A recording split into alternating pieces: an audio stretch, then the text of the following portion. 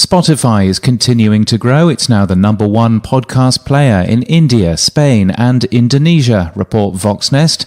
Unsurprisingly, says a different piece of research, Spotify users are far keener on podcasts than users of Pandora. Some BBC podcasts are back in Google Podcasts following a spat last week. A search for BBC Woman's Hour, for example, finds the podcast within the app. But a closer look reveals that the RSS feed and others like it is being republished by the BBC's advertising partner Acast, and the BBC's block is still in place. It's not clear whether this is a deliberate move.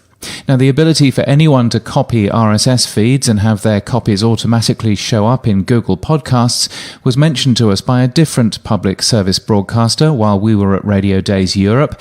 Their concern was that spiked versions of RSS feeds with edited content could be made available, bringing the broadcaster into disrepute or spreading fake news. We think they have a point. There's no clear and obvious way to know that that podcast is not coming directly from the BBC. In other news, Audioboom have posted record quarterly revenue of $4.6 million. The company has also signed up a number of new shows and says that its revenue per 1,000 listens is up 67% to $23.77. Ben Cave has joined Apple Podcasts in a senior role and moved to California. He's worked for Apple for 8 years and was previously with production company Something Else. Formerly known as Kimberlite, a subscription podcast platform called Glow promises to make it easy for your fans to pay for your podcasts. Podcast app Castro also announces a new personalization feature at 8 o'clock Pacific this morning. Our link in our show notes and our newsletter will work from then. Podchaser has announced 21 data partnerships of podcast websites and apps using Podchaser creator data. Services include Radio Public, Player FM and Podnews. Our editor James Cridland, that's me, says Podnews links to Podchaser from our podcast pages whenever we mention a podcast in our free daily newsletter.